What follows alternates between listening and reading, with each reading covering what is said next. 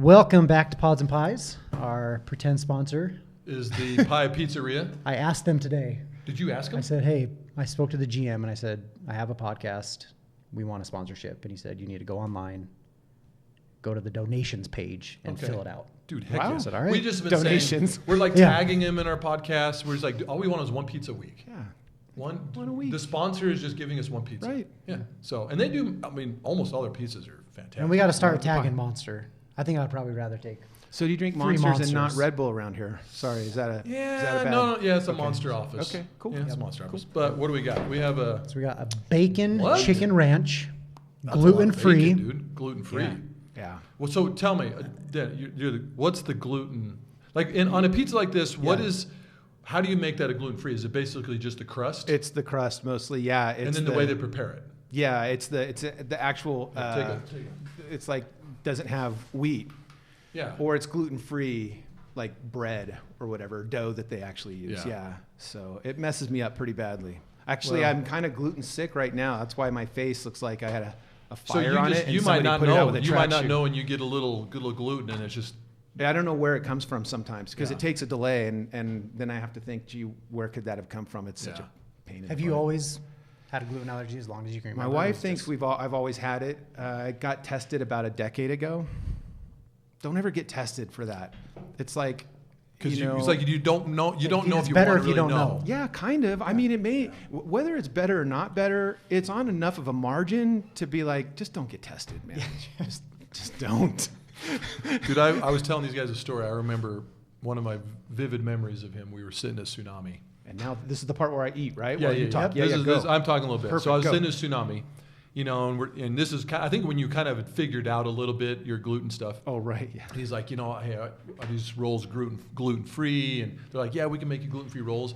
And then I looked at the waiter and I said, I want all of his gluten in my rolls. I want double gluten. And they looked at me like, what the heck are how you talking offensive, about? Dude? yeah.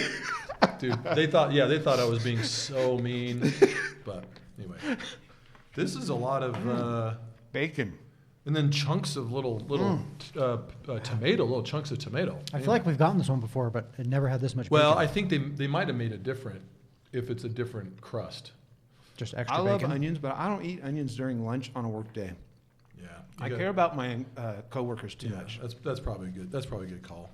I don't. So maybe I should just eat it. But this does look good. So I don't know if we said we got Dennis Wood on. Can I Mercado. look at the camera? Or Yeah, whatever you want. Doesn't matter. Yeah. Right. Mercado Partners. How long have we been there?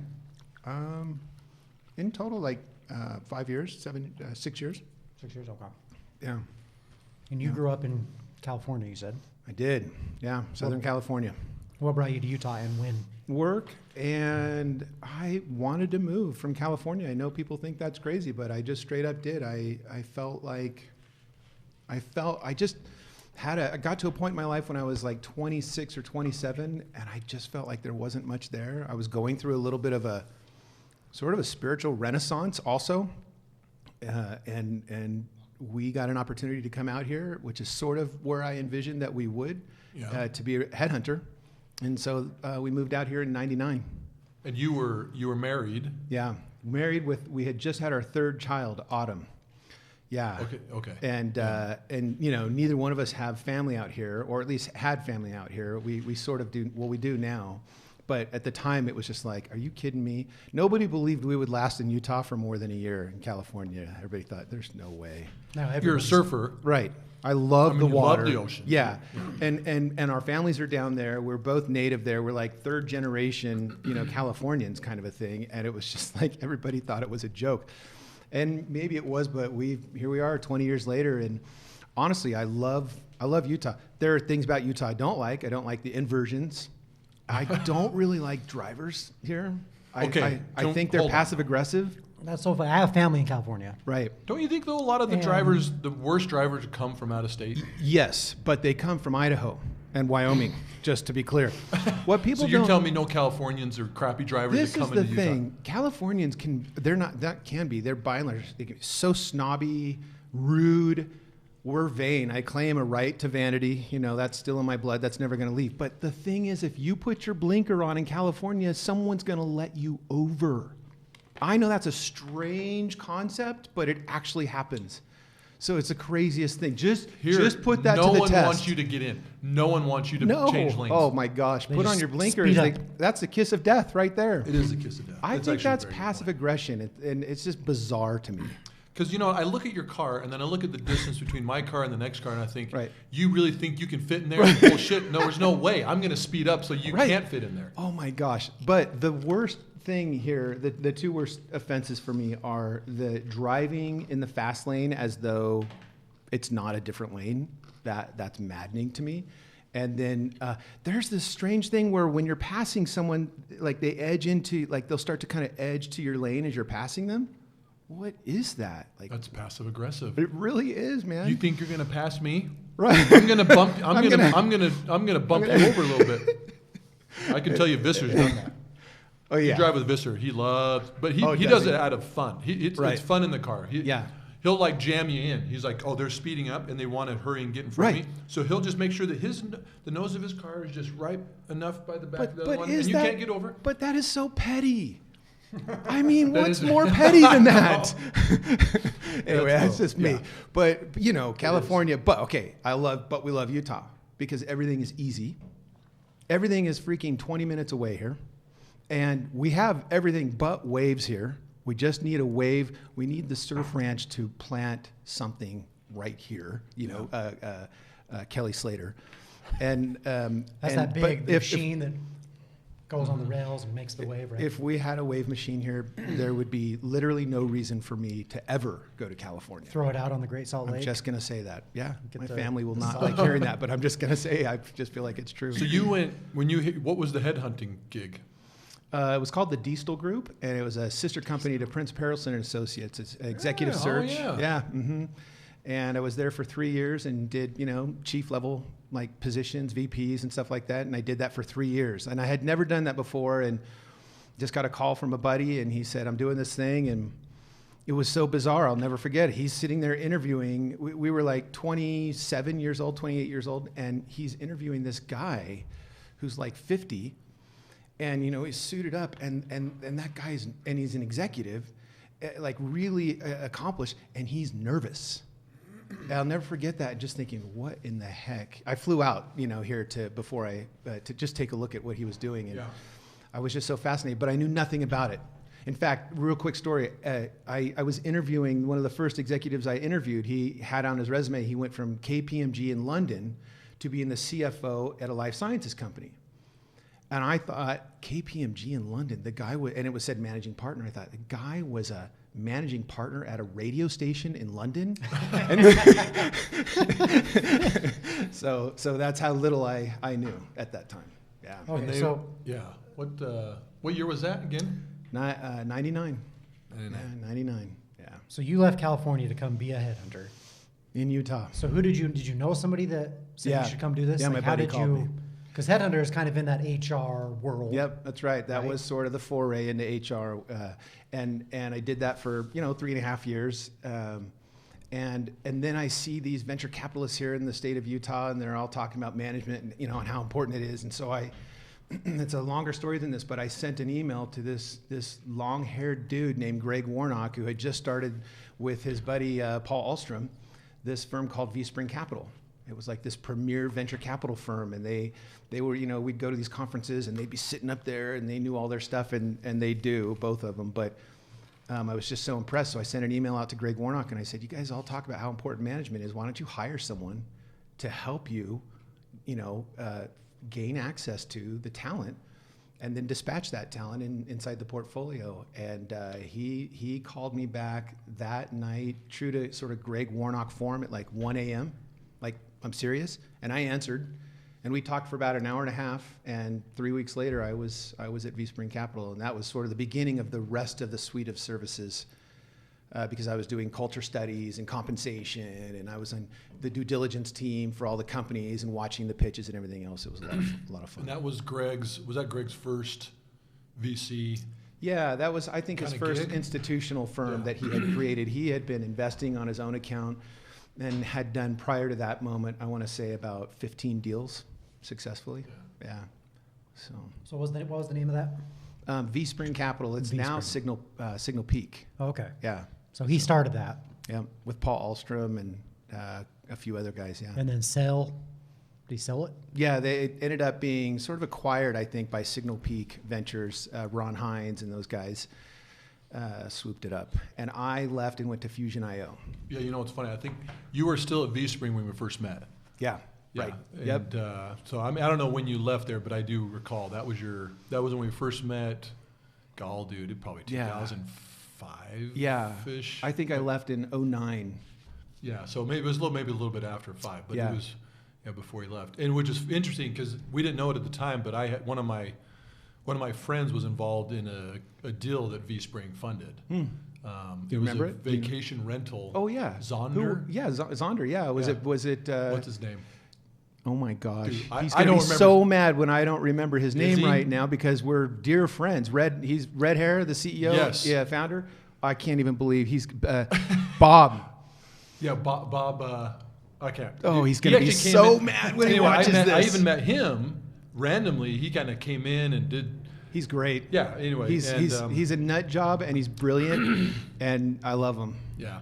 So my friend was just involved in that, Cody Hunter. Cody Hunter, ironically, not to get off a total tangent, but that company, I remember, ended up not working out. Yeah. But VSpring basically owned, the technology Yeah. and any, Yeah. IP that was there. And anyways, Yeah. but my buddy Cody Hunter went back to VSpring and basically said, "Give me everything for free, because it's sitting there doing nothing. Right, the assets. All the Yeah. assets, just give it to me for free. Well, Yeah. we got a deal. If I can revive this, then he figured out some type of That's cool. type of deal. Yeah. Anyway, because he was a huge search guy. Like he was all over the country doing Right. search engine stuff, and I mean he understands search. Yeah. Just like as much as anybody else. But, Yeah. Was it successful? No. I think don't the inventory side of that business would be challenging. I would imagine that front end side, he could have. That would be It's for him, probably unfortunate too easy. that didn't work, because that would have been one of the biggest players in the So in the huge. world. Yeah. If it would have worked for vacation rentals. That's right. Yeah. Because I know, I mean, you still had vacation rental sites and different things, Right. but that was, Yeah. they were trying It was to a make big that deal. work. Yeah. But anyway, Yeah, it was a great that was opportunity. I was little there for 7 years, and just the exposure to. I mean, we had, by the time I left, I want to say 63 portfolio companies, and I was interacting in some way with the majority of them, and it was just to get that kind of breadth of experience is just So when you were there, was that your role? Was that to build management teams, like executive teams for the companies in the portfolio? Yeah, Is that mostly a fair statement? It's interesting. Greg Warnock, when he hired me, he wanted me to kind of broaden the set of HR services within the portfolio, and I knew recruiting, I knew the value of recruiting, and so I focused on that. I placed in the first year, I want to say I placed about 35 executives in the portfolio. I found them, the whole bit myself. And they found it very valuable, but still the set of services became broader. There's a huge need, especially as a company begins to scale, to understand how to structure compensation.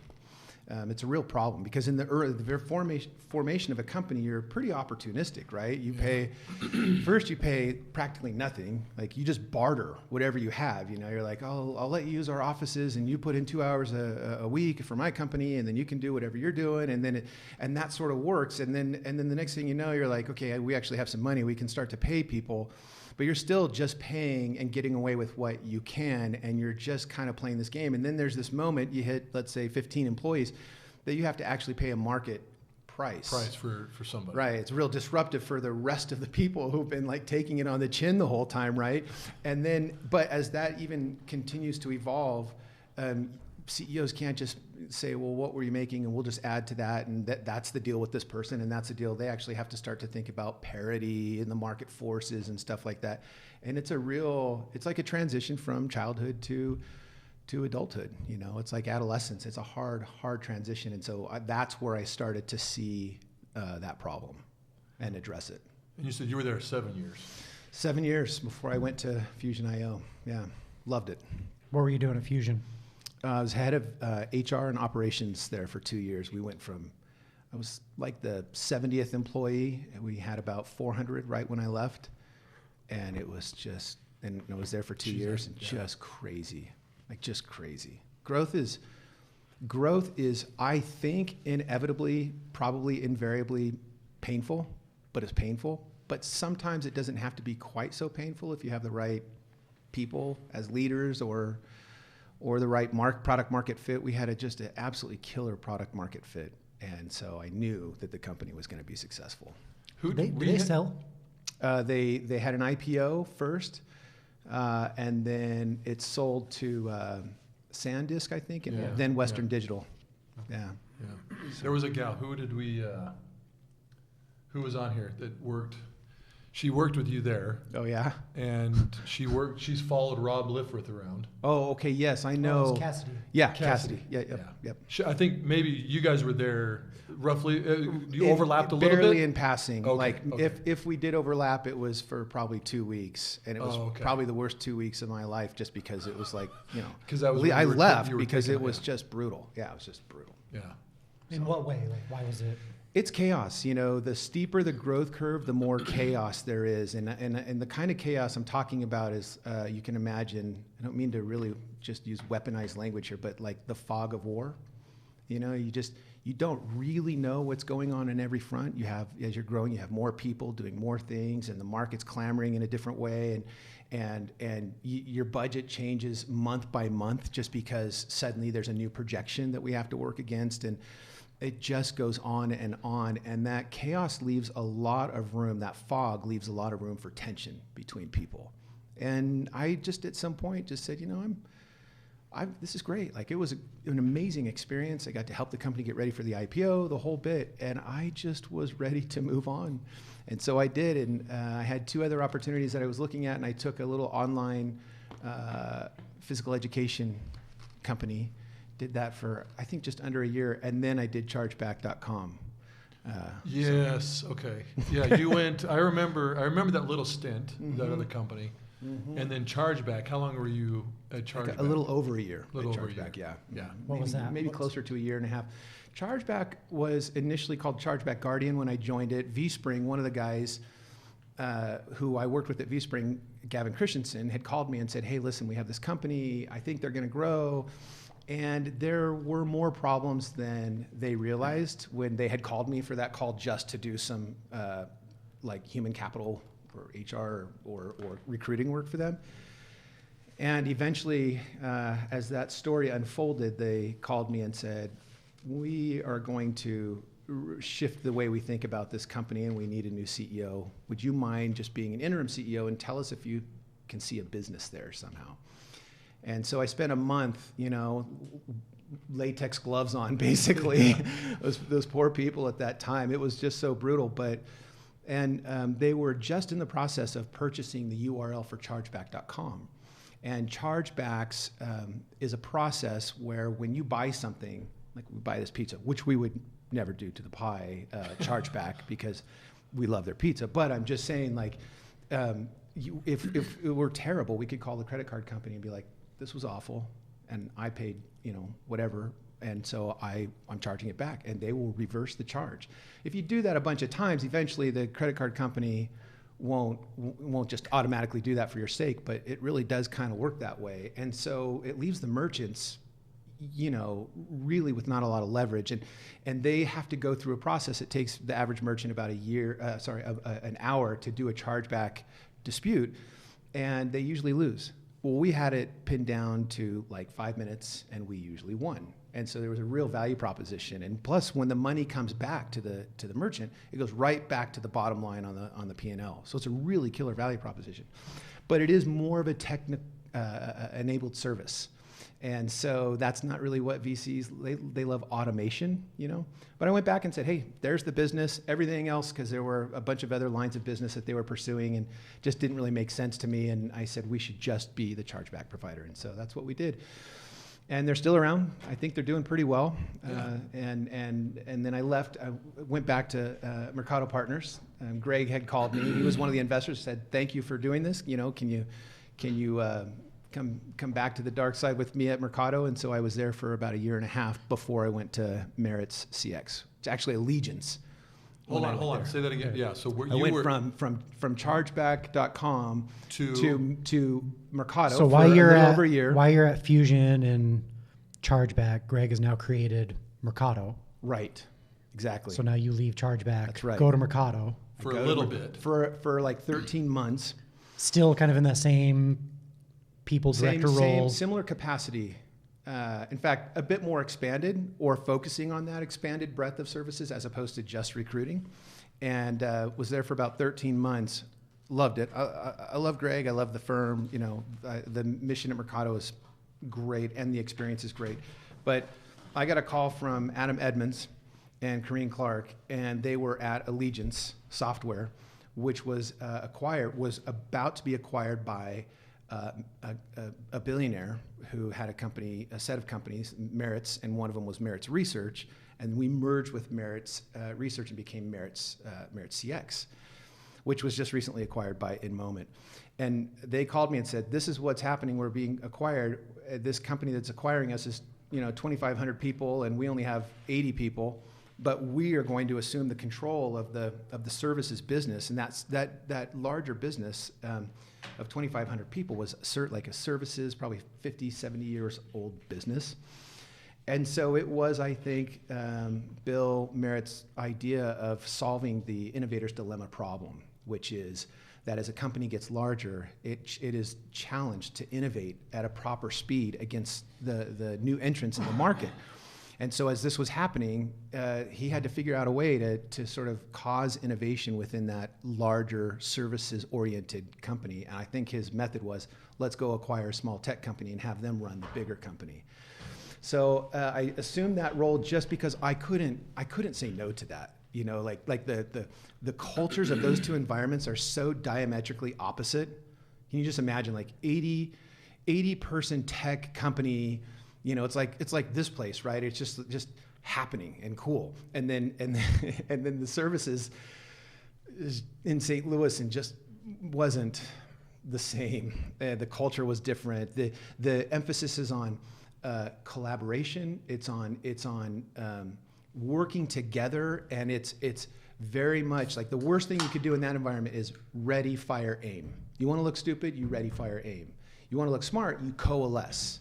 But in the startup environment, you want to look smart, you go fast. Yeah. And ready, fire, aim isn't a sin, actually, because we're just trying to just like see what we can break, and fail fast is a great thing, So they're just so different cultures and environments, and I just couldn't help go try my hand at that challenge. Yeah. What year was that? I told them we'll be either in the business school, case studies, or we'll go down in a blaze of glory. That was 2015, I think, and I was there for I think just shy of 4 years, three and a half years. Yeah. And the truth is, the outcome was somewhere in between. It was successful. They were acquired by InMoment, but it was still the cultural tension and alignment. I regret wasn't as strong of an outcome as I wanted it to be, but it was a great experience. So that's great. Yeah. How do you spell Meritz? Maritz. TZ.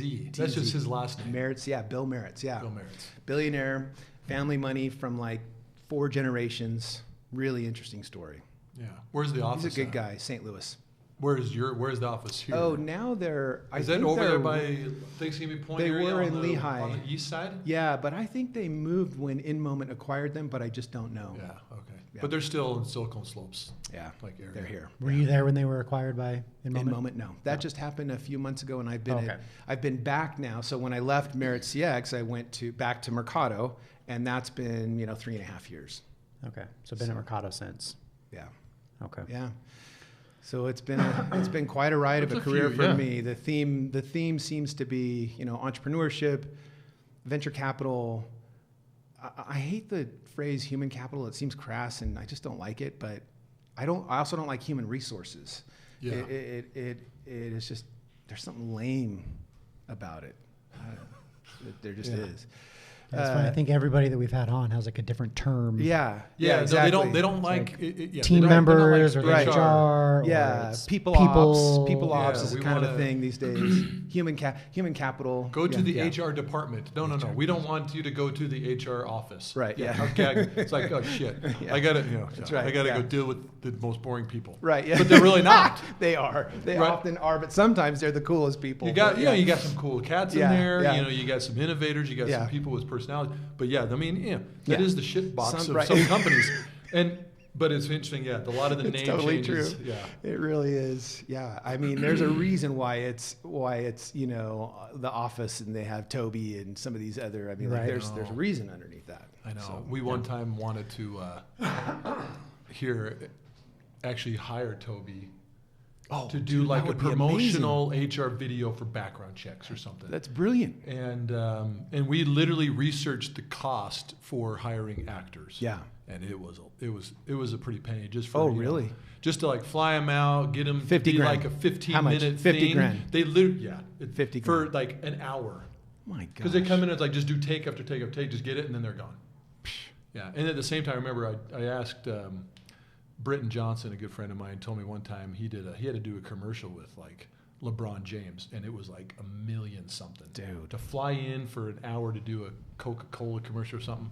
And what Maybe did he, what did he get, like, that's not necessarily true. A couple but cases I of remembered Coke it for was free? nuts. Huh? Yeah. Did Britton get just a couple of cases of Coke for free? Dude, I think he LeBron got $1 he million? just showed up and then he probably didn't get a damn thing. I don't even know if he got paid. Maybe he got paid. Couple Well, Cokes. I want to know about your hat. Do you wear that all the time? Like, give me, what's the skinny on the hat? He does. Randy's Indy. telling me that you do. He loves the hat, dude. No, he pulls I the love hat that. off. I like it. I don't know. You I look just- I know. freaking great in the hat. It's just that you don't usually see that hat. So, there's not a Tell us story. about He's the looking hat. at me like, No, why I know- are I you don't hitting me know. up about my hat right now? I can't believe you're doing this. No, But- I don't have a story. I like it. It's cool. I like it. Thank It you. suits you, bro. Yeah. The one thing about Thank Reader you. here is very professional. Yeah. Amazing at his job, right? I mean, all these things. Check. Right. Dude, he pulls off clothes that no one else pulls off. Right. I could never wear half the clothes Right. that he wears. Yeah. Are And you he a looks- triathlete? and, What you are know, you? This is not a bromance type thing. Right. Dude, he pulls it off. He Right. looks great. Yeah. There's no way in hell I could wear that hat and Yeah. walk in. Yeah, he looks like a celebrity or something like that to me. Just kind of No, the way he's trust- yeah, it dressed. is He's got literally the that double way. layered but still Yeah. thermal outer, I'll take it. short sleeve shirt, and I'll take that. yeah, it's cool. Thank you. Thank you. And the beard. And he's a stud of an athlete. We never said this on the podcast, but he's Yeah, I can tell. a hell of an athlete. His Point chest guard. is popping, but he's still like He was a trim. point. Sorry. He was a point guard at Westminster. Oh. 4 years. Oh wow, Yeah. Long time ago. Long time ago. Yeah, he's good. but that was a long time ago. Long time ago. That's awesome. What, Thanks for that diversion. Yeah, yeah. Hey, you tell should have me- eaten. You should I have know, taken a yeah, pipe that's during that. problem. Yeah. You got to tell me what is when it comes to kind of like the HR, okay, whatever we want to call it, right? But I mean, there's so many directions we've gone with people that have come in for the podcast on, like just their feelings of being represented at the table, or I hate that. I mean, and it's kind of like disrupting the HR world, and I don't I like that definitely either. don't. I don't argue against stuff like that. Right, I try to like understand their point of views and different things, but I think it's interesting. Hopefully you have a good kind of take on some of the. I know there's two different topics there, but it's interesting how they're more. They've kind of been coming up from like, dude, literally how many people Right. were in like the sales department and Right. then over years worked Right. into HR. Yeah. It seems like you kind of started at that recruiter, high level recruiting, Right. and then basically just boom, you went I right went to- into I like went to getting to stra- know I got- the I got top thrown into people. strategy. Yeah, Yeah. you went into strategy, hiring like Right. executives and compensation packages, and then you were being able to be above, let's say in a sense of direction, looking down at some of these, not in a bad way, looking down, but Right. I at understand. these Yeah. people that are like, I want to be represented at totally the table, different path, like yeah. the culture. I mean, there's a lot of different words you can use Right, to yeah. describe it, but I'm wondering, kind of from Yeah. your perspective, looking down. Right. How is it just kind of a weird mindset, or is it legitimate? I mean, is it just like, is it whining? Is it? No, yeah, I don't know. it's mostly why. I mean, it's funny. I was just talking to a guy named Paul McKinnon who, CHRO at Citibank and at Dell Computer when they were going through there. I mean, this guy's world class human capital, and we were just kind of hanging out and talking. And he said, "What is all of this business about? I want a seat at the table." He goes, "I've never said that." And I said, I realized I never have ever said to anyone, "I feel like I should have a seat at the table," like ever. I don't say that in podcasts or any of my writings or anything, because what I believe about HR is that what happens is, first of all, they go to school, most of heads of HR, for HR as a compliance, administrative, audit function. And compliance and administration and audit are all necessary evils in business. Those are all about reducing downside. But businesses are created for the sake of creating upside. So it's a whole discipline that is antithetical. That's why Toby is such a nightmare, right? He's like trying to reduce risk, and it's just like, bro, Yes. you have no idea what we even do here, and all you're trying to do, and it's the lamest function of all time, And so that is one of the big problems with HR. And then other disciplinarians come from some other function, maybe one or two functions, and those who can't market, sell, finance, maybe the HR. And which isn't entirely bad, because I actually believe that HR is the most, I will say, product management, aside from being the CEO, product management, a truly great product manager is a very difficult thing to find, because we usually call them CEO. But product management and HR, I would say, are the two most difficult disciplines, and by far sales is the most underappreciated discipline. And the last time I did a podcast, somebody said, "Well, what would you do if you were starting an HR career? What would you recommend?" I said, "Go sell some crap. Learn the point of business at the grassroots level." And I just am convinced that most heads of HR just don't do that. Sales is actually my first discipline, because I was selling mutual funds and life insurance before I moved to Utah in California. Yeah. That's what I was doing. And I was a DJ. You were a DJ? A DJ. Dude. I mean, a mobile DJ. I don't even know if that's a real DJ, but I was a DJ, so. Dude, yeah. Heck yeah. Long hair. We'll get to that a little bit later, yeah. But, well, why do you... So that's what I believe. So what I actually think is, it shouldn't be those who can't whatever HR. It should be those who have mastered at least 2 to 3 disciplines can now be introduced to the function of HR. If they're going to truly be a partner to the CEO, there's no other way to see it. There's too much underneath the discipline. And I generally feel like the administrative piece can be split out, but not utterly disconnected from the rest of the seizing upside piece. And there are certain functions that are about seizing upside, which, recruiting certainly is one. But there are some disciplines in HR that you go, okay, that's all about reducing risk. Not if you think about it the right way. It's not. It can actually be thought of as a way of maximizing upside. It's interesting. We Brandon Fish. We had Brandon Fish. He's HR director at what's his new gig? LiveView. LiveView, and I think he's one of the best around. Mm-hmm. But it's crazy. How many sales jobs did he have? Yeah, right. Dude, he sold right. Every job he had until he got kind of thrown into like, hey, right. come help my company.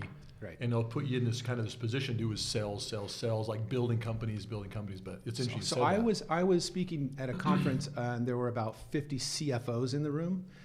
And I asked the question, I said, okay, if we imagine like your basic strategy pyramid, and we put at the bottom, we say execution. We write that. And we say there's 2 more levels on there. And I said, what informs execution? And they'll say, strategy. Our strategy should sort of help us know how and where we should execute. Right. And then what would generally inform strategy? And very easily everybody would raise their hand and say, well, that would be, vision or mission or something like that. Right. And I go, right, you all got it right. That's great. Now, why? Like, why is there vision? Why is there a mission? Why is there culture and values? Why is there execution? What is above that pyramid that is the purpose? And nobody can answer that question. But there's an answer to that question. There's a very specific, real answer to that question. And so do you guys think you know? No. Okay. Well, I don't want to look like I'm not an even idiot. going to pretend. This is like I'm in church or something, dude. I know. You just asked me, okay, hold on. Could this be 100 things and I got to pick the right one? Yeah. Yeah. I'm not going to answer. Faith. Prayer. Anyway, no, a company is created by owners and ownership. We call them shareholders. And not to be confused with investors, right? It's not to please VCs per se, but there is an ownership structure. And sometimes it's one person, sometimes it's multiple people, sometimes it's institutional investors, sometimes it's a billionaire in St. Louis.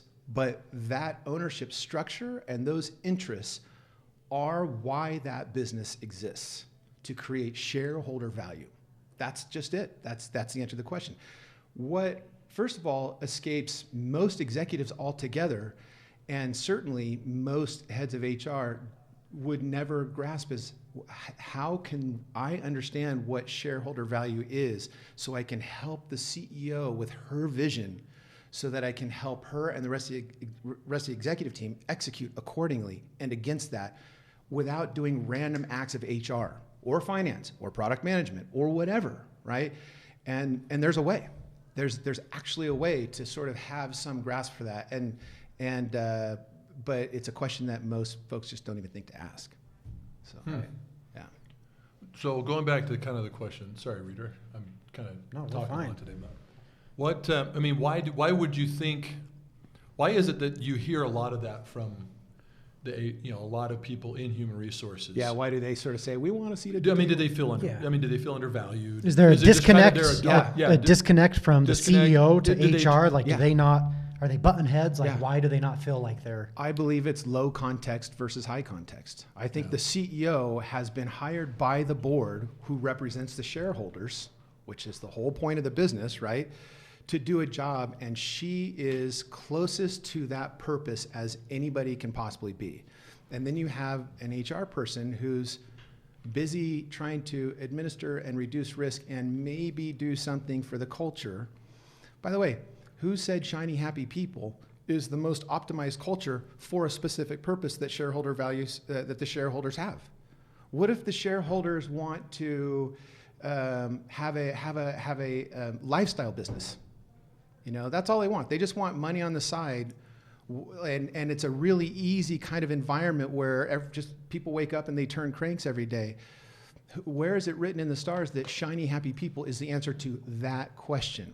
I'll tell you a quick story. When we invested at VSpring in a company called Landesk, we had spun out this business from Intel. And it was now a new company with a company called Vector Capital. We were investing in this business. I had placed 13 director level and chief level executives in that company in the space of about a year. And for the next 2 years, those executives were in my office every week, and I'm not kidding, complaining about the CEO.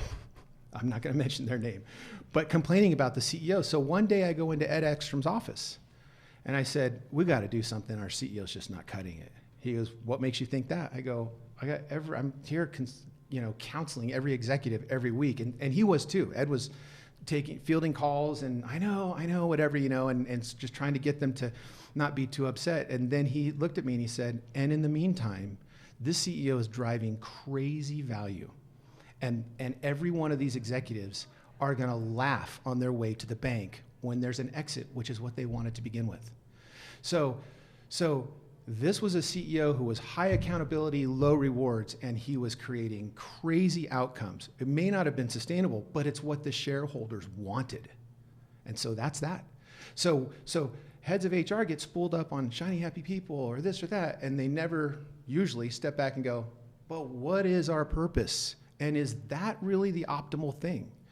And it turns out that the two dimensions that really matter most about what sort of a culture, Shiny Happy People or something else we should activate, are the rate of change in the environment and the complexity of problem solving. So if you can imagine a quadrant with those two things, and I say, okay, in the lower left quadrant is super simple problem solving and no change whatsoever. For me to do the whole Shiny Happy People, let's be collegial and let's make sure we collaborate and this and that kind of thing, I just need people to wake up and turn their cranks, and that's all I need. And whether that's Shiny Happy People or whether that's giving them free pizza, literally, I have a great story about how free pizza activated a culture at a company back east that's really kind of amazing. Then so be it. But or if you're in the upper right-hand quadrant of that quadrant where it's super complex problem solving and really rapid rate of change. Now you need people to give their intrinsic reward system level of effort of creativity. And to do that, they have to let go of so many of the rest of the things of their life. So to do that, you need to support them. This is why Facebook and Google have all of these offices with, like if you go to those campuses, they have like, pet grooming stores, and they have like, you name it, it's all right there on campus, because they are asking these people to pour themselves into hard problem solving, which requires a tapping into the intrinsic motivational system by those human beings, which means there's a word for it, it's called dysregulation, which means I'm going to start dysregulating the rest of my life. So that's why they have those environments. There's a reason for that stuff. It's not just like this, we're going to be innovative and we're just going to be able to attract and retain our people. It's part of it, but it's also about the mechanism of engagement. And there's just so many different forms. So I hope that's a bit of an answer to your question. Also, good. You're getting deep, but I'm I getting a little I meta actually on, understand getting a what little you're meta saying. on you. Yeah, this sorry. is good. No, This it's very interesting. See, this is interesting because I would definitely think that you're definitely bringing in a different perspective of some of the other guests that we have, and not to discount like their feeling of and their experiences as they've gone up the ladder, and now they're in different positions of not feeling the way represented or respected, and I'm sure that's definitely happened. Yeah, but it's interesting to see. You're definitely the executive point of view. Yeah, but you understand both, right? Yeah, well, I've operated under both. You've operated under both. CEO, you're running companies, and then you're also head of HR, and then a representative of shareholders, which is how I am right now. But one thing about HR that most heads of HR don't understand, and even employees especially don't understand, is that, is HR there to save the employees from the company or to save the company from the employees? And sadly, because of the ownership structure, it's the latter. And when I believe heads of HR think that the truth is that they're there to save the employees from the company, it's a recipe for failure. And that's a recipe for believing that you deserve to be at a table and to have the rest of your executives looking at you just thinking, what are you even talking about right now? So, No, it's a good point. That's an interesting point of view. Absolutely. But, no, I love it, man. That's good stuff. Thanks, bro. It really is. Yeah, let's talk about more fun stuff like what surfing and DJing. Yeah. And Well, hold stuff. on. We'll get there. What was your favorite band when you were in California? I liked rap music. I was really into the roots of rap and funk. I liked George Clinton, and I liked Bootsy Collins and the Rubber Band. I mean, I'm talking about really roots of funk. I was into that. And then I was into early rap. So, I mean, like, you guys wouldn't even know, but like Toddy T and UTFO and World Class Wrecking Crew and These were probably just California bands. No, they weren't. They were Oh, they East weren't? Coast rap bands, but then I mean, I liked some of the West Coasters, but there really wasn't much of an East Coast versus West Coast notion back then. But this is when Run DMC. This is before they came out with their big Run DMC album. I liked Run DMC, so I'm a weird dude, man. What can I say? Sorry, Reed. Did you have But another that's what I question, liked. Reed? But I'm back into that now with, like I let go of all that stuff for probably 25 years. I couldn't even listen to a rap song. About 5-ish years ago, something came on the radio and it was like rediscovering something precious. Do you remember who it was? I don't remember what I was listening to. I don't remember. I think I was in California, and they have their radio stations in Utah suck. Yeah. There's no other way to the put radio it. anyway, dude. Okay, if you are in California and you go kind of flip the station through some of the lower channel stations, the less known stations, especially if you're in LA, you'll hear DJs doing their thing, and you'll hear songs that you love that never get played on the radio, but that you love. You don't ever hear that here. It is the worst corporate No, rock it's on repeat. nightmare. I never listen to the radio. It's awful. And then when I do, I'm still hearing the same songs that I heard 10 years ago. Right, and the DJs in there, It's just on repeat. it's awful. Yeah. That's good. So anyway, so I was into classical music, and I played a lot of instruments as a kid, played the flute and the drums and all kinds of stuff. So I just love music. Like, I love music. Well, we'll see. Yeah. Yeah. we got a little segment here. That I don't know about, huh? The reader. Oh, shoot. That's good. We'll surprise. We'll get Sweet. get to that in a minute. I dig it. Anyway. I dig it. Well, tell us, what does Mercado do? Tell us about Mercado. So Mercado is a growth stage investment firm. We invest in companies that are usually founded and successful. They've gone past the point of concept, past the point of initial validation, and they're knee-deep in traction. And there's just a lot. What it takes to be a founder, as it turns out, is a lot of crazy. And precisely the kind of crazy that causes those human beings to leave an establishment and say, I'm going to nuke that, and I'm going to innovate at some crazy level. And they are probably among the most misunderstood creatures on this planet, in my opinion. Founders are. I'm not a founder, but I've spent so much time with them, I feel like I understand them a little bit. But it turns out that the try to break stuff environment at that early stage is so happy for them, because it's exactly the opposite of usually what they often left to go create this company. And at some moment, ere they are aware, as that company grows, they go like this and they go, oh my gosh, this thing becomes at risk of being the thing that I left, and it terrifies them. And not only that, but they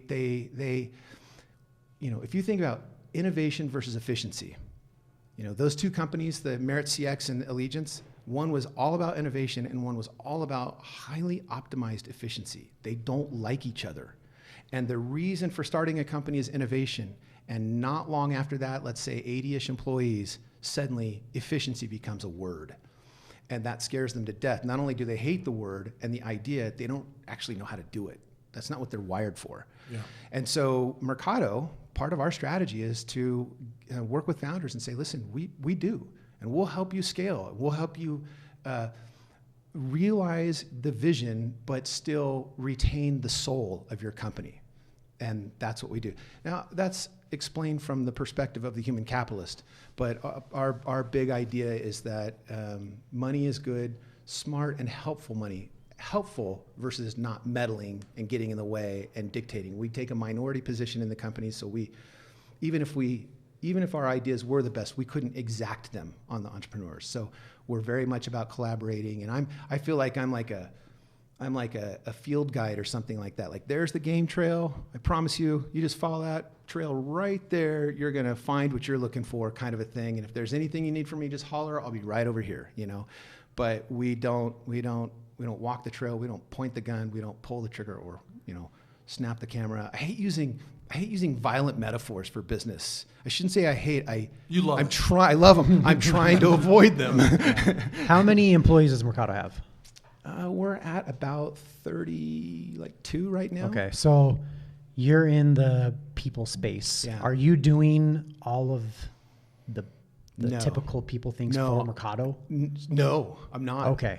I don't have to manage Mercado's HR. That's good. Okay. That's very good. It's HR, even if you just think about the administrative piece of it, it's not easy.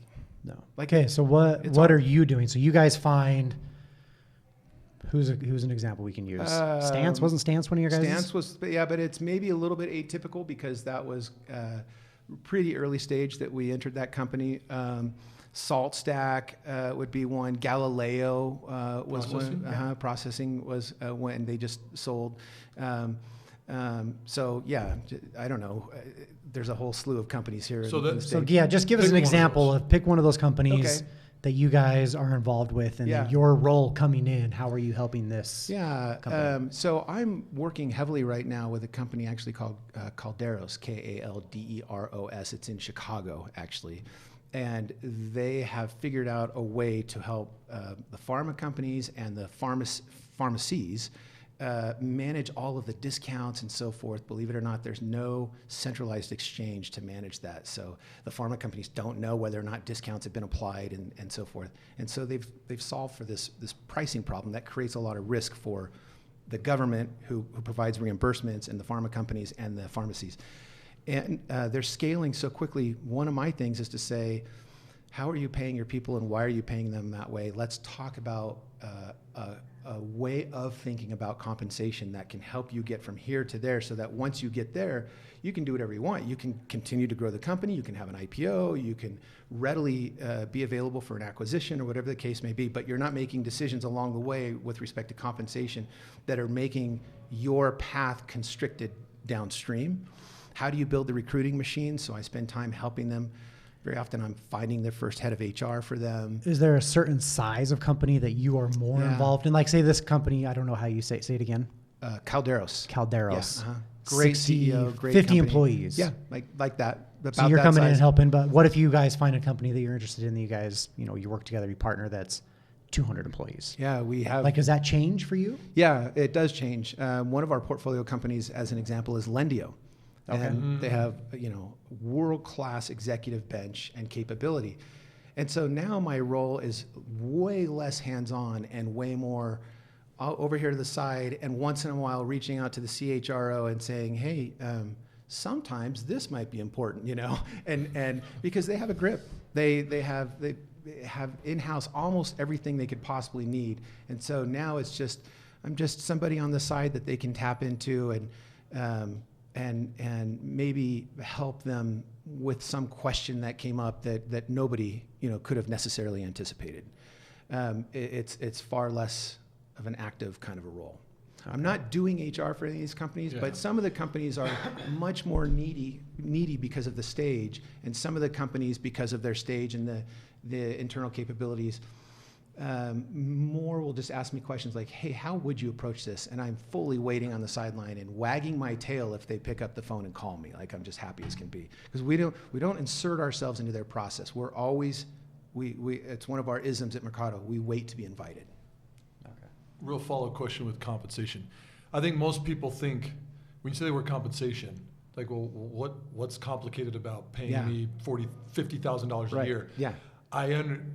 We're talking more complicated than that, right? When we're talking executive compensation, right. You're talking about stock options, everything, any type of payouts or whatever. Everything. So then that's why it's complicated in the beginning, because that could affect anything down the road. Yeah. And so anyway, That's in right. my mind, I make that so connection, much to but I it. think a lot of people think, well, why in the heck is compensation such an important thing up front in this? It's not payroll. It's not payroll. Yeah. That's what we're talking about. It's not payroll. This is executive. This gets complicated. This is structuring. Interesting. And part of it is because a lot of times, a company raises money and they go, we want to retain our people. So I'll just run the scenario past you. If I said to you both, hey, okay, you have a company and you want to engage everybody, and I'm literally giving you a blank check. You can pay everyone as much as you want with cash. Does that solve your problem? And you don't have to pay it back or anything. It's just cash sitting there. And so it's an endless supply of cash. Does that solve your performance, engagement, retention problem? I mean, I'm asking it for you. Yeah. Do you think that would? But it turns out that the answer is resoundingly no, and here's why. If you pay everybody $1 million, why do they want to work? What's their incentive? They're not stoked at that point. And it turns out that real hard problem solving is done by tapping into the intrinsic reward system of a human being. Autonomy, mastery, relatedness, and purpose. I don't hear cash in any one of those things. You know what I mean? And actually, the extrinsic reward short circuits the intrinsic system in a human being. So there's a point of massive diminishing return. I give someone so much of an extrinsic reward that now they're not motivated from the inside out, So I know you've done this. You give somebody an opportunity. Hey, we'll let you be the CMO. You freaking solve all this stuff. We'll give you the title and we'll give you the resources you need to go solve this problem. You don't have to pay that human being as much in cash. And you will get results out of that person, if it's the right person, just because of the value proposition you just established with that person. Yeah. I had a CEO say to me about a year ago, I get a lot of horsepower, get this, out of my personality. Just think about that for a second. I know this, I feel like I'm familiar with this culture environment, and the bonds here are tight.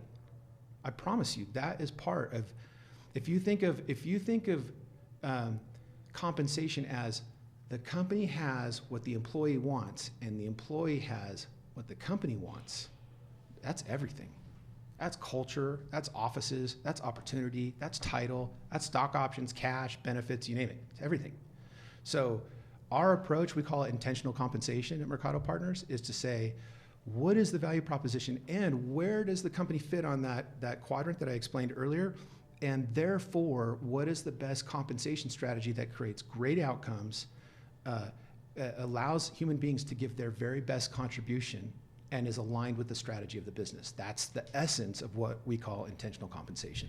Have you found that to be harder, more difficult with like millennials coming in to the workforce? Well, actually, intentional compensation, the way I'm describing it, requires an ingredient that is rare, valuable, and difficult to imitate, and it's called leadership. Yeah. It's not management. The number one killer of scaling businesses is mid-level management, by the way. Like, just because they're all about finding administrative answers to leadership problems. And CEOs, founding CEOs, are freaking brilliant at using leadership answers to leadership problems. But leadership struggles to scale when employed in certain ways. So you have to have a little bit of management capability and a little bit of leadership capability. But this is what we try to do. I don't remember the question. I lost track of the question. No, yeah. It was good. No, that was a perfect answer. Where are we on time? We're way over time. Oh, I don't even know, dude. I mean, who knows? I mean, we're an hour in. I'm trying to be complimentary about it. I love your company. No. I love you. We got all the time in the world. I love you. Just so that you know. I know you do. Yeah. We got all the time. It's a little weird. Sorry, people. No, it's good. Hey, love's all around. This is we've talked about. There's a handful of people we'd love to always have like part twos. Yeah. To get into a little more. Yeah. Maybe more interest. Not everything's interesting. You could do some visuals or something like that. Yeah, but more like, okay, let's talk about like surfing and mountain biking and music or whatever. But anyway, this is the purpose. I think we've kind of accomplished that. We should definitely talk about surfing. Sorry that I feel like I did, instead of talking about me, I went to ideas. I think that's so much more interesting. That is you, though. Oh, this is right. That is me. That is me. That's what I'm saying. Point. Like you, I don't think we've had this kind of unique thought process on the HR. It's usually meant to be more about that person, but I can't stop. I sort of can't stop myself. No, I think this is great. I think this will be a. No, it's different and it's amazing. Let's do our part 2 music thing. What's the part 2 music thing? Test me. Well, we got. Okay. Yeah, we want to test it. We can get there. You want to know if I know some rap lyrics? I'll promise you, I'll bust out some rap lyrics. You want to cover anything else? What else? Any other questions? Who has been your favorite company to work with so far that Mercado has been a part of? Can you say that without offending anyone? I don't think I can say that without offending anyone. I will tell you that there are just a lot of great CEOs. I'll tell you something, Utah is the place right now, man. Oh yeah, they got some. This market, the opportunities, the leadership that's here. What has changed, especially from my view, is that in the last, let's say, 5 to 10 years, is that we've always had management and leadership strength. We used to say out here, we need more leadership. We never needed leadership. I mean, crud, Stephen Covey and Franklin. These are their headquarters. Like, leadership is fine here. It was connectivity, but we're highly connected here now in this state also. And so I just think, watch Utah for the next decade. It's just going to be unreal. Yeah. It's going to be unreal. I'm excited. Yeah. Hey, real quick, who's over leadership team at Lendio? Brock Blake. He's the CEO. Yeah. Mm-hmm. Yeah, he's great. Who else? Oh, don't do this to me. Okay, never mind. Mark Santiago is the CHRO over there. Okay. Yeah, really great guy. Chad Iverson is the COO. Ben Davis is the CRO. I mean, it's just really great people. Cool. Who had the flowy hair first, you or Josh Bouchard? Yeah, it's interesting. I admire Josh's hair, but whose hair do I admire the most? Is it Josh? I don't know, Josh. It's good hair. Yeah. It's good Whose hair do I love the most? That's a hard question. I got to tell you, Greg Warnock's hair is pretty amazing. Is it? Like, how long is it? Right now, it's below his shoulders, and it's all one length. He's got the beard, too, right? And he has the beard, and he's 6'5", and His little commands. He's got a little too much of the most interesting man in the world thing going on. It's kind of like I don't have. like a Jerry Garcia. I forgot how big he was. I never remember. But then when I think about his sons, Jensen and Davis, they're tall. I'm like, dude, those are big dudes. Yeah, you spent a lot of time with those guys. Am I thinking of the right person? Jerry Garcia? Is that who he's kind of reminding me of? Yeah, he's kind of got a Jerry Garcia thing. The long hair, the beard. But he more has the Tron, the main character in Tron. What's that dude's name? Flynn. He looks like Flynn big time What's right his, now. Flynn something. What's that character? What's that actor's name? Great guy. But he's the same as the dude. Yeah. The dude is the same guy. It's right. Only Greg couldn't. Jeff Bridges. Here's the thing. Bridges. Yeah. I think on it's the Jeff. inside, there's like brothers. On the inside, the dude is very real inside of Greg Warnock. Absolutely. But on the outside, and from a business standpoint, like so far away.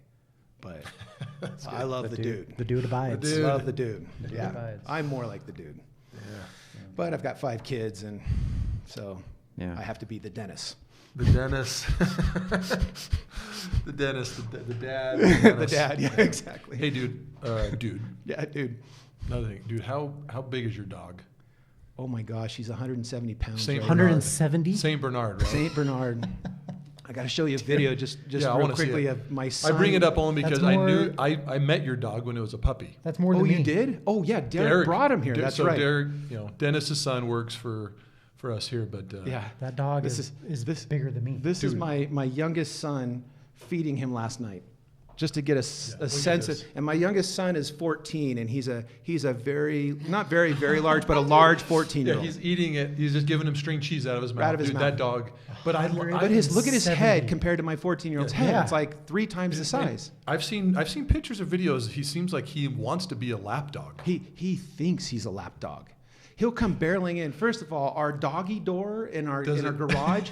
I literally considered just cutting half the door. The bottom half off? The bottom half off, and just put a flap on the bottom half, because it occupies almost the entire bottom part of the door. It's the largest dog door you can buy, And he will come sometimes he gets the zoomies or whatever in the evening, and he just gets all energetic, and he comes flying into the house, and he comes running full speed around the corner in the kitchen. And when he does, you're just like cowering, like Tommy Boy, like that scene in the beginning of Tommy Boy, and one of the students like, like that. Like I feel like that sometimes, yeah. Yeah, I've always admired love that dog. I wanted to be around that dog a little more because I know how big he is and just how and he's just cute the that dog biggest is. Sweetheart, and he just is a lover. And does he just leave his coat? Jowls, does he leave his coat all over you? Everywhere. I mean, those are long hairs, dude. How long are those hairs? They're probably about that. Well, some of them get to about that long, but most of them are about that long. And sometimes, how sometimes in your house and the sun shines through the window and you can see all the dust in the house. Yeah. Sometimes he'll go right in that sunlight and shake, and you just cannot even imagine what flies off of that dog. It's so disgusting. But we awesome. have so many air cleaning strategies and carpet cleaning strategies in our house. It's a series of strategies. When we do our part 2, we'll have to all bring dogs in. Yeah. We have a couple. This is an office for dogs. Like we bring in dogs. Like Derek's brought in a couple of his German Shepherds. German Shepherds. Yeah. I have a lab, big huge lab. Bring it in. Anyway, we're dog. Is it a hunting dog? Yeah, dude. It's just a fishing companion. He's your buddy. House dog. How old is he? He's 4, almost 4, and he gets every day. Because I used to bring him to the office every day. And he hates it when you go. I raised him from a puppy. Aww. And I am the guy. I'm the owner. I'm his master. He loves me. Everybody else is secondary. Right. Same with this dog. If I get up, I stand up in the living room, doesn't matter where he is. He will be right by. Yeah. And for a couple of years, I thought this is so freaking annoying. Right. But at the same time, I love it. The loyalty and the love. It's amazing. There's times like I went fishing on Sunday, and we're up there, and I'm kind of in this deeper water part, and he's over on the bank, and I'm telling you, it is killing him. He cannot be right next to you. But he would just get kind of swept down. Yeah. And there's times that he was jumped into the river. Yeah. Just to try to be right by my side. Yeah. And then next thing I know, I'm like hiking 50, 100 yards down just to trying to catch me. Anyway, our golden retriever passed away, and about a week after she died, I had this. I was wondering. This is recent. This is recent. Yeah, this was only a month ago, a little over a month ago, and I just was wondering, like, where is she? What is she doing? And I've had a few times in my life where I'll have flashes, and they're not like a vision where you like see all kinds of things, but it's like a flash, like it's indelible and real, and it's just like it's a picture, and you just go, whoa, you know, and so it happened, and it was with her, and she was with another person, and I saw her. Just looking up at this person, so glad to have a person to be able to please and to show that she knew how to do whatever that person wanted. And she was just like happy as could be about that. Mm-hmm. Dude, dogs are incredible. They that are way. incredible. Dude, Imagine Willis, how different that is than a cat, you know? Like cats are the worst. Cats, Cats are the worst. Don't get those started. Willis will not eat unless I am home. Oh, So I give him food in the morning, yeah. and he knows I'm leaving. He doesn't touch it until I get home from work. Oh my gosh. That's That's good. love sick right there, man. That is just he's like maybe a little too that's anxious what there. they, what That do they guy. call that? That's codependent right there, bro. Where's my master? Right. Where's Danny? Where's Dad? Yeah. That's cool. Okay, Well, we're getting into How much time did we take up? That was fun. Fine. We're not done. Oh crap. we got just a little bit more. Oh right, we got the All right. part 2. Who- The embarrassed, short the part. embarrassed This is Dennis. cap it off. Embarrass the Dennis section. Go Okay, ahead. who would win in a fight? Oh yeah. A Navy SEAL's brain in a toddler's body, Okay. or a toddler's brain in a Navy SEAL's body? Oh crap. Hold on. That's kind of complicated. Oh, it's the first for sure. A Navy SEAL and a toddler's brain would. Like, how old's the toddler? Absolutely. Give me an age. I don't know. What's the oldest a I toddler mean, the can age be? would matter. What's a toddler? Like 4 or young, like 5. 3 to Okay, we'll say not 4. more than 5. A 4-year-old that has 4-year-old. Jocko It's- Willick's brain. Yeah. But it's got his brain, or a 4-year-old in a SEAL's body. Yeah, the 4-year-old. It's the 4-year-old. Yeah. Absolutely. Yeah, It's a as Navy small SEAL, as they bro. may be, dude, they'd be super functional. Yeah, absolutely. Okay. Yeah. That's All it. right, That's I a got- pretty easy one. I got 3 songs. I got one for you too, real quickly. On Okay. that. No, let's hear 'Cause it. sometimes Derek, my son, who works here, Yeah. like I know you guys play this game and have epic debates and arguments over the most petty things, which I think is Yes, we love fantastic. that, And so sometimes I think of these. So I was at Shields last weekend. And I'm looking at the fish tank, and I'm thinking, could you catch one of those fish with your bare hands in that fish tank? If you could go into that fish tank and swim around, could you or could you not catch one with your bare hands? Do you think you could or probably? We're talking like Cabela's fish tanks. Like- This like- is a big fish tank. It's a big. Have you not been to Yeah. the Shields fish tank? That's Yeah, like I can't it's remember. like see through and it's a little all bit bigger. top and You're it's about talking, it's big enough you're in there swimming around. Yeah, Yeah. people get in there in wetsuits to clean it. to like- clean it and stuff like that. Could What you kind of catch fish them? are in there? Yes. They're not much. Most of them are about yay big and like Some smaller flat. ones, They're yeah, not. there's some- They're There's not no like way. there's no way. There's no way you're I catching thought a for fish. sure you were gonna say you could, No. and I'm glad because I know you know fish, dude. Well, because the thing is, dude, you're going to move too slow. Yeah. Fish are way too fast. If Nah, you were, I'm catching one. I'll Screw tell you guys. true I'm catching story, one. Really? True story. I'm out of the river. I look in the river. There's a fish right in front of me, and I'm thinking like, holy crap. it's right. I there. literally grabbed it with my bare hands right out of the river. Stop it. And I had it, you know. And A trout? Was it a I trout? literally had it, and then I released it. It was a trout. It was a big brown trout.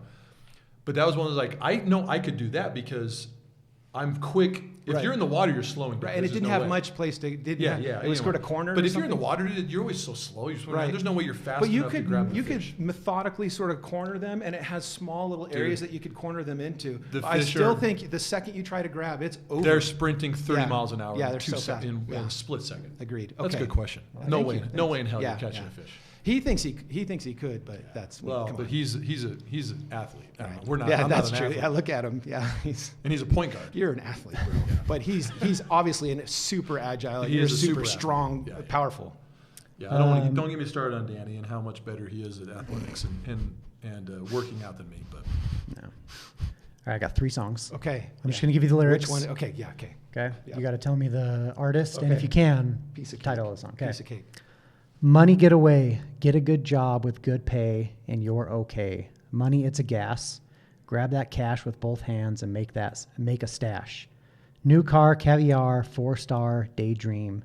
Think I'll buy me a football team. That's Money, you know it? Hold Should on. I keep going? Keep going. Yeah. Money, get back. I'm all right, Jack. Keep your hands off my stack. Money, it's a hit. Don't give me that do-goody good bullshit. I'm in gotta the be high Drake. fidelity Is it Drake? first class traveling set, and I think I need a Learjet. Oh, I know this song. I thought this was going to be the softball. What year? Hold on. What are we talking This about? is old. This is old. Okay, think But back. somebody specifically in this office told me that you loved this band, so we'll throw it on him if you don't know. Is it Boston? Nope. Just do it one more. Just some of the lyrics one more time. Is it what? Give me the genre. Just give me the genre. You don't know. Rock? Rock. Okay, Yeah. go ahead. Go. Yeah. Money, get away. Get a good job with good pay and you're okay. Money, it's a gas. Grab that cash with both hands and make a stash. New car, caviar, 4-star daydream. Think I'll buy me a football team. It's so hard when you read it because you're trying to imagine the It's so rhythm. hard. Because it Yeah. could be faster, it could be slower. You don't know what tune. It's Because it sounds like that song by the guy who was on the Eagle, who was part of the band Eagles for a while, and he sang Rockstar. The name of the song is Money. Money! Dun, dun, dun, dun.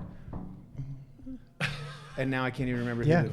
Oh, Pink Floyd, baby. Yeah, there we That's go. what I'm talking about. I'm working on a slow processor right here. Actually, Yeah. that's interesting. Okay, keep going. He did Okay. say, dude. He did say, Pink Floyd was one of your favorites. Let me tell you something. I thought people who liked Pink Floyd when I was a kid were weirdos, and they were clearly like they burned their brains on acid too much, and it's just stupid. Yeah. And then I discovered, rediscovered or whatever, but really discovered them about 5 or 7 years ago. They're the greatest rock band of all time. They have Led some Zeppelin great songs. is a close call, but the difference is that Led Zeppelin has a series of really great hits. None of them have anything to do with the rest. Pink Floyd makes albums that interrelate and have a theme through the entire album, and the lyrics and the music is outrageous. They're outrageous, especially for a middle-aged dude. That's right. All right, song All right. two. Yeah. Song 2. Yeah. Riding on the City of New Orleans, Illinois Central Monday morning rail. 15 cars and 15 restless riders, 3 conductors and 25 sacks of mail. All along the southbound Odyssey, the train pulled out at Kankakee and rolls along past houses, farms, and fields, and freight yards full of old black men and the graveyards of the rusted automobiles. Good morning, America. How are you? Say, don't you know me? I'm your native son. I'm the train they call the city of New Orleans, and I'll be gone 500 miles when the day is I done. know this song. I know this song. Dude, I have This no clue. is so I have no hard clue. when you say the lyrics like I that. know. And there's it's so no- hard. And the Good Morning America part makes me think it's U2, U2, but no, it's not that. Hold on.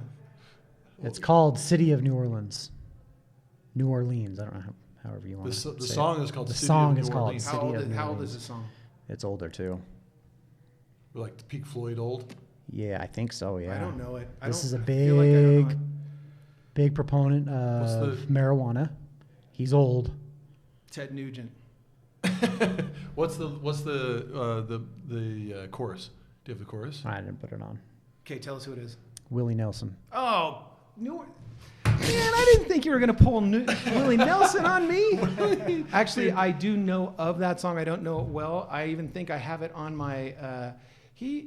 This is actually. I don't think it's an old song. I think it's a relatively Is this a new one? Oh, song okay. I for don't know. him. Yeah. I just went to the super new, greatest but- hits, but and I like didn't the wanna do, last like- 10 years. I think. I didn't want to do like one of his main hits, but it was on like his Yeah. greatest hits album. Right. Willie yeah, yeah. Nelson, dude. Yeah. So I saw him in concert. One of the best concerts I've ever been to.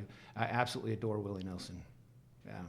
Even though I couldn't even freaking You did identify. You did those a lyrics. disservice to him. Yeah, He's it's disappointed. terrible. I'm disappointed right now. We're gonna Yeah. tag him in this, dude. He's so pissed. It's called New Orleans, or Welcome to New Orleans, or the City of New Orleans. Hold City on. of New New Orleans. Orleans. And I don't have it in my phone. Okay. You're gonna get it now.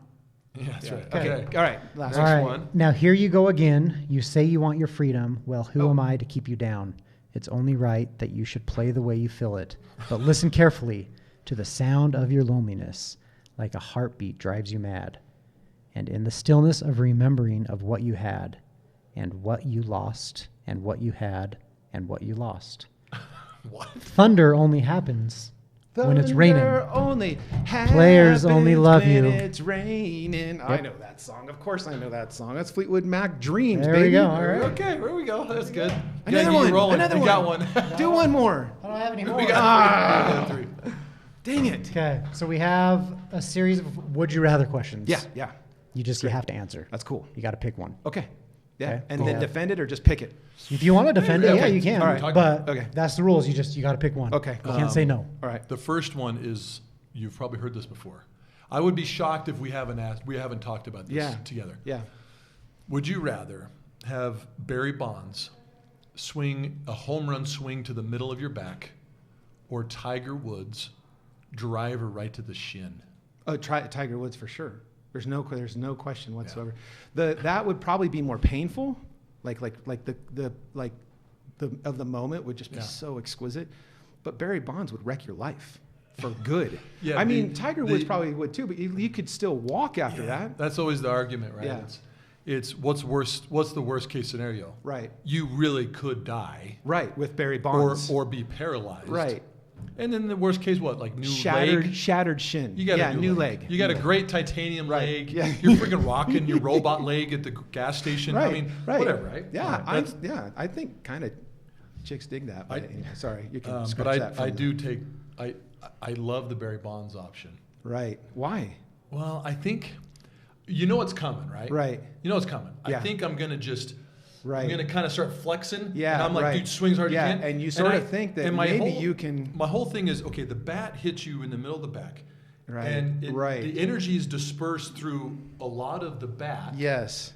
And I really do think I'm going to break a rib or two, and I'm going to stand up and shake his hand and say, hey, thanks, I appreciate it. And then I got to go, maybe look at my ribs in Right. the hospital. Right. But only because I think Right. Your back is nice and strong. No, I get that. Do you ever watch those videos like from, street riots and stuff like that, and somebody's getting whacked by a billy stick over the head, and you're like, dude, I get tapped in the head by one of my little kids, and I'm like, what the crud, Yeah, man? yeah. That hurt, and like a big old I don't bump. know. I can't imagine how those people take one right over No. the head or something. Anyway, okay, sorry. That's my defense. I for like maybe that. the Yeah. back. Well, for you, it's the physics are a bit different. Let's just be real. Would you rather sweat milk or sneeze glitter? Oh crap, that's a tough one. That's a pretty dudeish question right there, if I'm being honest. And maybe it's not, but that's how I'm thinking about it. Sneeze glitter or sweat milk, like Dude, I always know for or sure. one time. I know for sure. Wait, Dude, I wait, hate- always I or hate one glitter. time? Every time, always. Oh, always. Yeah, Yeah. I'd honestly, I'd rather sneeze glitter if I'm being Dude, honest. sneeze glitter, 100%. Yeah. Dude, I hate glitter. I know, I but do it's too. I hate amazing it. because I don't sneeze very often, and when I do, it's so loud, and I do loud on purpose, and I think Yeah. it'd just be amazing, like it just glitter Yeah, everywhere. boosh. Yeah, Dude, that's- I sweat sitting in my chair at the yeah, office. and it's already problematic. Dude. Milk, yeah. Oh, thirsty. There If you let that sit in a Calcium. shirt for 2 hours, your whole house is gonna stink if you're an athlete. But anyway, Can you imagine Oh the my stench? gosh, dude, the rotten milk. Okay. Would you rather have walrus tusks or baleen? You know the whale teeth? yeah. That's called baleen hair, is what it's called. Oh the right, yes. Whale Those, teeth. yeah, okay. For For your teeth? for your teeth. Oh, tusks all day long. Just two big walrus tusks. Absolutely, You're good to go. I would Yeah. be so cool with walrus That would be tusks. cool. Okay. All right. Absolutely. Would you rather have eyebrows that move all around your face throughout the day? They're just in a random place, or your hair, the head on your hair that moves around your whole body? You just wake up and one day it's your hair here. That's actually a pretty tough one. Let's think about that. Dude, that's bizarre. Where the I don't hell did think you I get could that one? deal with- I'm too- eyebrows moving around your Yeah, face. I'm too vain to be able to tolerate that. Whereas the hair, you can be like, all right, I can probably hide that one today, Yeah, if it's or on your something. neck, dude, wear Right. a little. Yeah, Just shit, just like like- maybe, wear a turtleneck. It's on your hand. Then you wear some gloves. you're like a or hobbit just don't go for to a the minute. office that Yeah. day. But if your eyebrows, like you can't even show yourself to anyone ever because they're just gonna look at you like there's something. Yeah, you have like one eyebrow here. No, Yeah. no, that's not. And happening. then, yeah, that's weird. yeah, Yeah, well, that's the That's a good purpose. one. that is a good one. Would you rather have a turtle mouth or a turtle shell? A shell. Are you kidding me? That's easy. Turtle mouth? Yeah, the mouth of a turtle. Yeah. Nobody Or you wants have to the shell. kiss. Nobody wants to shell. kiss a turtle Dude, mouth. Can you hide in it? Could you like? No, you can't No, hide no, it. So it's just a shell, but It's it's just a the shell. You can't hide functionality it. The doesn't come with it, functionality, right? no. Yeah. Yeah, I mean the Ninja Turtles, bro. They were pretty cool. They could hide in theirs. Yeah. They could get up You'd in make there. a lot of money. I think you could parlay that into a lot. Either probably way, could. you're going to be a sort of freak show. But when you fall on your back, you have to have somebody help you up. Ooh. You can't turn over. Sweet breakdance. But you can't kiss if you have a turtle mouth. No one will ever kiss you. And I can't. Yeah, that's weird. Would you rather leave a trail of mucus wherever you go or have the hands of a frog? I already have freakish hands. Like literally my hands on my arms look like those things that you sort of swing and it goes whoosh, like that, and then it Yeah. sticks The to sticky a wall. hand? Look at the size of those paws right there. Yeah, They're just yeah. humongous. And I take pictures and I'm like, oh my gosh, like they stick, like they're just occupying most of the picture, and so I hate my hands like that. So You don't want mucus. I'll You're just talking take like the mucus frog trail, hands. almost like a snail. Like you're Yeah, you're like a snail. Little snail But trail. it's like you're just your feet Yeah, you Coming just out of go your and it's feet. just like, well, there's your I do the hands. or hands of a what? frog. Plus, Yeah, but plus the, I and would the be in frogs a have like little kind of pads. right, the little suction things, and you could climb walls, and you can surf It'd be like- more waves with hands of a frog. There you That's go. why I have an advantage as a surfer with There's these the way things. to look at it right That's there. true. Love it. Yeah. Love it. Would you rather live in a real world Game of Thrones or Lord of the Rings? Ooh, I think Lord of the Rings. How come? I'd love to meet Gandalf and see all the magic. Okay. It's just that the Game of Thrones, it's just too much treachery for me. I don't care about the danger. They both have lots of danger in both of them. Right. But at least you get to access some cool mysticism in Lord of the Rings. Yeah. I just think that I love that show. And Gandalf. And Gandalf, Gandalf. dude, he's cool. Yeah. Gandalf and the elves. If I could You just be yourself, in it, right? I would Well, be. I'm just. I Yeah, just, you're just you. Just I can dress like them. I'm just brain. I would Yeah. join the elf. I would be part of the elvish culture. Yes. Okay. environment. Yeah. Would you rather have to drink muddy water or soapy water? Anytime. Like just one time. Yeah. That's So a a big tough glass of muddy water Or a or big soapy glass of water. soapy water. I'd probably end up picking the soap. I think. Yeah. I once drank like shampoo or something like that on accident, made me puke. But with muddy water, like you could get who knows what kind of bacteria, right? So Would you rather find out that your parents were serial killers or that one of your children was a serial killer? parents. And Parents. I'm not convinced that they weren't, by the way. You answered that one way too quick. But then again, I wonder about some of my kids too. So if you take Yeah.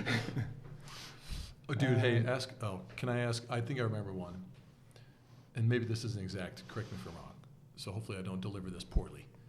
Would you rather eat ice cream that tastes like poo okay. or poo that tastes like ice cream? Oh boy, that is a really good one. Do I have to? And I'm talking, it's a good size, it's a good clump of poo. Because poo will kill you. Just so you know. But it doesn't taste like it. It tastes just like your favorite ice cream, Oh, like right, Reese's tastes- peanut butter cups. but it could kill you. It is poo. So you have to take the ice cream that tastes like poo. But if you pull that element out, where it's like you eat poo, but your body's not going to be septic for If the you're not rest of dying your life, from it, right? Yeah. Take that you will not die from it. You will just you know that it's poo. You know that it's poo, That but is it a- tastes like vanilla ice I cream. am struggling to actually answer that one. I'd probably still take the ice cream, but I will tell you there's an argument for the poo thing, because we're all just made out of dust anyway. We're all just like I mean, that's what I'm saying. disgusting creatures anyhow, you know. Yeah. Let's say it's your poo. Does that change your choice? You know, I mean, seems it's like, like well, it I does. think I'm a pretty healthy dude. Right? Yeah. I'm going to eat my own poo. Yeah. I'm gluten free. Yeah. be- it might be Right. just- Yeah. I It's gluten-free poo still think I'm gonna have to take the actual ice cream. that tastes like, Yeah, I think it just smells do. like it and tastes like it. That's tough, man. I That's a can't tough stand that spray. That's been one of my favorites. Sorry, I had That's to a throw good that in. one. No, I Is love that where it. you land too? I think I would rather eat the poo that tastes like Ice cream. like to make yeah, it easy. like give me cookies and cream. Just I mean that's fine. If there's no real consequences, it almost doesn't matter. I don't want Reese's peanut butter cups because I mean there'd be chunks in it. I do not.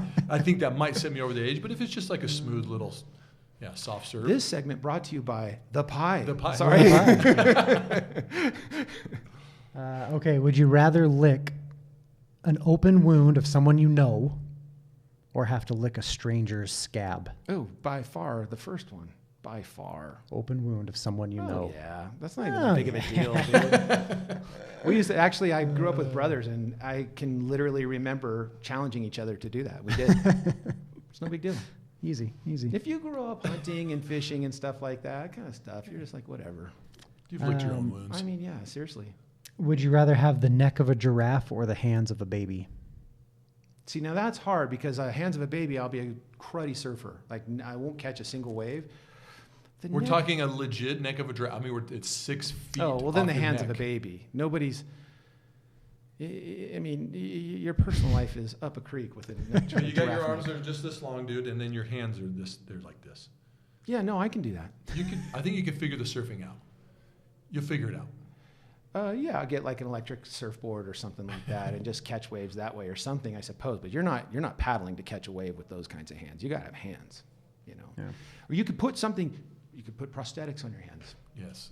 We'll allow you to do that when you surf, but besides that, everyday activities, when you're typing, dude, you're gonna have to do like little finger things, dude. If you're typing an email with little baby hands, I'm just. Yep. Just little mini That's guys. tough. I mean, you know, this is life though, right? Like it's Yes. never like right or wrong or good or bad, right? It's always like the least terrible, Yes. you know, or the least consequential. It feels like those are usually the choices we're having to make. Yeah, absolutely. Baby hands are next to giraffes. And it Because doesn't- how are you supposed to drive? It's not people who are messed in the head. This is a Dennis Wood theory. It's not that they really totally take what's bad and call it good and what's good and call it bad. It's not so much that. It's more like they just have a misordering a little bit of things that are sort of close to each other, and they sort of order them a little bit. You know, everything has some sort of like order of value and of importance. And some people just sort of like accidentally go, well, that's actually like a 5, and that's a 6, when really it should have been like the other way around. And it jacks up everything. It makes all the difference in the world. Yeah, it does. That's what I think. This is what I love about Dennis Wood is he takes "Would you rather" Right. and puts Turns it into a something- Hey, dude, real right on, world. he's just preaching, just telling us Preaching, how. yeah. Just, I love it. Life lesson. Yeah. Naked giraffe. I'll tell you something gonna about be a naked hippie, giraffe. right. You know, let me teach you boys something here. You can't drive in the wintertime with a naked giraffe. People, Dude. right? You can't drive. You can drive a convertible? What are you going to do? Like, stick your head out the top in the winter? No. Would you rather be blind or live the rest of your life in an Olive Garden? Like a restaurant? Yeah. And that's the only food that you can eat. Oh yeah, that's blind for sure. I can't even stand Olive I Garden. can't either, dude. I think I'd take blind for sure. I love it. Like at least, okay, you're not gonna surf, but I can still be a DJ blind. You can. Yes, you can. Yeah, You got your hearing, yeah. yeah. Would you rather be half your height or double your weight? What's the composition of the weight? Fat, muscle, and fat. You're double. Well, what do you weigh right now? 200, You're 400 pounds, 400 6'2". pounds. Whatever. Were you 6'3"? 6'1". 6'1", 400. That's a big boy. Or you're going to be literally 3 feet tall. No, it's definitely 400 pounds. There's no question 400 pounds. You don't want to be 3 feet tall? No way. But you're 3 feet tall, 100 pounds. No. No way. No can do. You can get on a little surfboard. Aren't you guys so thankful you have the bodies you have? Yes, I really yes, am. absolutely. Getting back to the meta thing, you know, Yeah. you just kind of like hear stuff like that, and you're like, no, there are people that. But are- again, that are what's dealing with worse? What's worse? 400 pounds, 2 seats on an airplane. that. Yeah. You know, I mean, That's it's just brutal. like That's so. think that's so about brutal. your wife. She'd rather me be 400 bills. You think? Yeah. And then to carry on the hip. She could carry you around on her hip, dude. Just take you to the store. Like if she was in a hurry, dude, she'd like, A dude, little Dennis, ba- here, I gotta hold. Dude, li- hold on. If she Dude, were here, here- I gotta hold If you. she Let's were go. here, A she baby would s- Bjorn, dude. Hold on. She- I gotta put you in could the. go right I in gotta the baby put you in Bjorn. the freaking cart. If my wife were here, she would say she kind of, at least metaphorically, does. Yeah. So. It's like, hey, honey, put me in the cart. I'll just sit down, Right. put the strap on me. Yeah, and I'll I'm just gonna take work on the- my computer and Yeah. and I'll be here. I'll tell you if I want the bananas or the oranges or whatever. Yeah, no Okay. can do. 3 feet tall would suck. That would be really tough. But you're proportional. I mean, Yeah. so what? All right, last one. For the rest of your life, would you rather poop your pants every time you have to go, or when you do go, you have to use used toilet paper to wipe? Oh, I'll take that one for sure. Used toilet Oh, paper. yeah. I'll find a You way to don't know work whose it around that. is. Wash my hands when I'm done. there's- Hey, listen, Can I ask a it's quick messy question? business sometimes anyway. Let's just get real with this, okay? So that just means the frequency goes up. I can tell you right now, where I've lived in Right. the past. You've had to Where I've recycle. lived in the past, it's a crapshoot. You have no idea what's going on. Sometimes, I bet you, I can't recall a specific instance, but I bet you anything I've used toilet paper. Oh, yeah. Dude, that's bad. Dude, lived in Ecuador for 2 years. And I had to put toilet paper, you can't flush it, you got to put it in the Oh, yeah. wastebasket. And all of a sudden you had to go, like it hits you I in feel 5 certain- seconds, you're going to put you go, it might not be in toilet paper. I'm telling you. I I put it in feel the woods. certain. I feel certain that I've done it before, and I can't actually think of it, but I bet you it's happened. And beyond that, it turns out, are you guys familiar with this technology of like, I have gluten issues and people who have, what is it, where they're just intolerant of most foods. Anyway, it turns out Picky. that scientists are using fecal matter and transplanting fecal matter into people's colons Dude. from Yeah. somebody else's colon No, what's the There purpose? is- to help. To help with the It's gluten or something? Yes. 'Kay. Yeah. It's a biobacteria battle, and it works. You It have works. to watch. I don't know if you guys ever watch South Park, but there is an episode on fecal transplants Right. that you need to watch. No. That you Now probably I'm said. gonna watch it. Yeah. It I'm gonna have is- to. Is it great? It's amazing. Disgusting and amazing. Yes, it's amazing. That's great. But you speak of that. Do you guys and watch that's- Rick and Morty? No, What? I'm amazed to hear that. Do you watch Workaholics? I've seen I all have of Workaholics. watched Yes. Are you a comedy guy? Are you like I a don't comedy know. show No, guy? I like my favorite movie is Australia, and No way. yeah, and Meet Joe Black. Those are Yeah. they're sort of epic kind of story movies. I love Australia. I do too. It's a I great reference movie. that movie all the time And at my and house. the music. Have you noticed the cinematography that they use? It intentionally, and most of the music has a connection to The Wizard of Oz. No way. Oh, watch the movie again. Watch the way they use sepia and other color strategies to replicate The Wizard of Oz, and listen to the music. Very often, they are playing Somewhere Over the Rainbow in They do. a variation over and over They and over do again in do that that. movie. It's brilliant. Oh my gosh. It's brilliant. I mean, I remember thinking and knowing like, oh, that's a little. Which is so rad because they're layering 2 movies onto each other. Have you seen that, Reader? To generate Oh my meaning, gosh. and it's so incredible. Hugh to me. Jackman's one of my favorite actors of all Yeah. time, Yeah. and Nicole Kidman's in it. Oh, And yeah. it's It's phenomenal. amazing. I mean, the thing is, if you watch it, you can't just watch it. Right. Like, get home from work and kids are making dinner, It's and like then you're doing almost this. 3 hours. No, it's Yeah. It's shut the blinds. Right. Turn it on. No distraction. You and- got to make sure you have a good sound system because the score is incredible. Yeah. The It's actually score one of is my- incredible. It's one of my favorite movies. Yeah, it's Australia. as well as Okay. Meet Joe Black. Yeah, me Joe Black. My favorite, real quick, my favorite movie of all time, Man on Fire, Oh yeah. Denzel Washington. Oh Denzel. wait, I'm not thinking. I've never Denzel seen Washington. There's the kids get kidnapped in Mexico, and he's a bodyguard, and the it. little Okay, I gal haven't gets seen it. kidnapped. I'm sorry. I'm sorry. I I'm can't telling believe I you right haven't now, seen it. Man on Fire. Please I am watch on the it. show. Are you Okay. a Denzel good. Washington guy? Do you like his? I mean, I'm Okay. not like, yeah. You want to know who an actor I really like? I love Brad Pitt. Who doesn't? Same. Dude, I love Brad think Pitt. Brad Pitt is an amazing actor.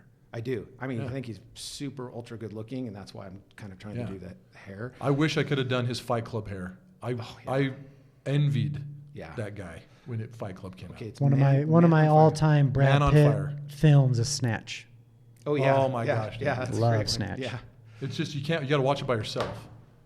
Like there's just Like without your kids, you mean? yes, Well, yeah. you know, like yeah. it's just one of those like okay, you want to turn it up so you can hear all the dialogue. Yeah. But it has to be Yeah.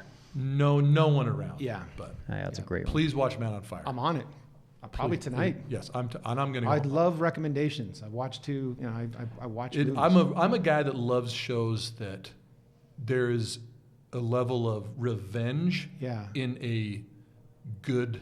Right. There is For good behind reason underneath good it. for revenge and So like the then Count of Monte Cristo. love it. Yeah. Yeah, stuff like that. That's cool. And in this one, dude, I hope you watch it, and we'll talk about it next time. Okay. Yeah, dude. I promise you, I will have this watched by the end of this week. There's no question whatsoever. We'll start a text thread on that stuff. I'm serious. Does Visser like that movie? Dude, I think he does. What's He's his watched it. favorite movie, do you think? Matt's? Mhm. Dude, oh my gosh. Are there any movies about Porsches? About what? Porsches?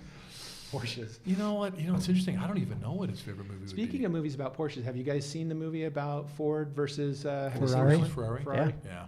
Did you see that together? That is We might have gone to that Yeah, together. did. that movie typifies the cultural difference Exactly. of innovation and efficiency. Yeah. Efficiency is concerned about legacy, what has been, and continuing that legacy Yes. with only incremental improvements because people in positions of power are afraid of losing that power. Yep. And plus, that's how they define customer value.